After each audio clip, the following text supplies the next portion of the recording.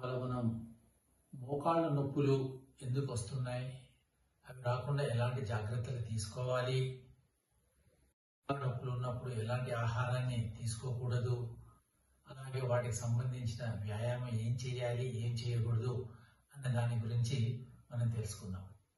ఇవాళ సమాజంలో చాలా మందికి ఒకప్పుడు వృద్ధాప్యంలో ఈ మోకాళ్ళ నొప్పులు కనబడేవి, కానీ ఇప్పుడు 40 ఏళ్ళు రాకముందే చాలా మందికి మోకాళ్ళ నొప్పులు వస్తున్నాయి. దీనికి ప్రధాన కారణం మన జీవన విధానంలో వచ్చిన మార్పులు, మనం తీసుకునే ఆహారంలో వచ్చిన మార్పులని ముఖ్యంగా చెప్పుకోవచ్చు. ఇవాళ చాలా మటుకు శారీరక శ్రమ తగ్గిపోవడం వల్ల, తీసుకునే ఆహారంలో క్యాలరీస్ వాల్యూ పెరిగిపోవడం వల్ల మనుషులు సహజంగానే ఉండవలసిన బరువు కంటే అధిక బరువు అనేది సర్వసాధారణంగా కనిపిస్తుంది. ఎప్పుడైతే ఉండవలసిన బరువు కంటే ఎక్కువ బరువు ఉండడం వల్ల దాని యొక్క బరువు మోకాళ్ళ మీద పడటం, దానివల్ల మోకాళ్ళ నొప్పులు ఎక్కువగా వచ్చే అవకాశం ఉంటుంది. కావున సరి అయిన వ్యాయామం చేసి బరువును నియంత్రణలో ఉంచాలి.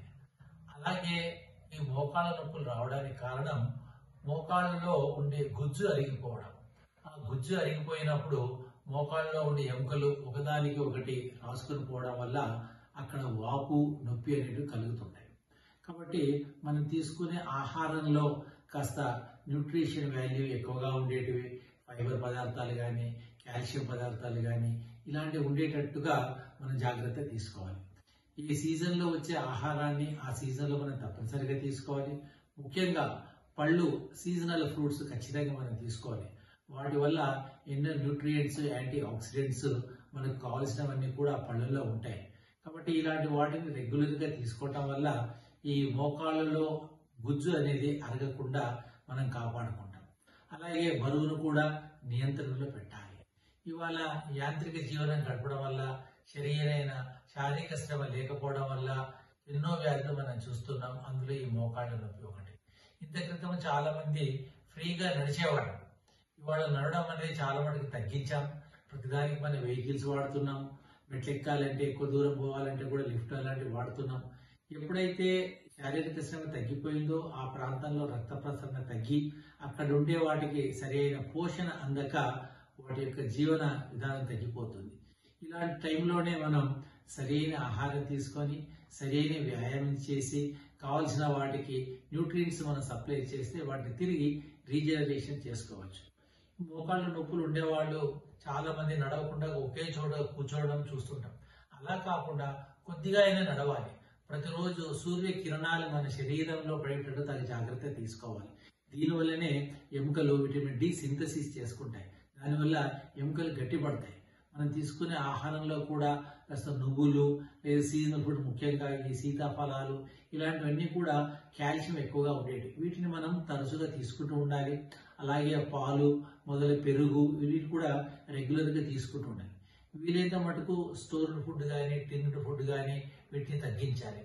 ముఖ్యంగా శరీరాన్ని బరువు పెంచడంలో ఈ నాన్ వెజ్ అనేది చాలా ప్రముఖ పాత్ర వహిస్తుంది.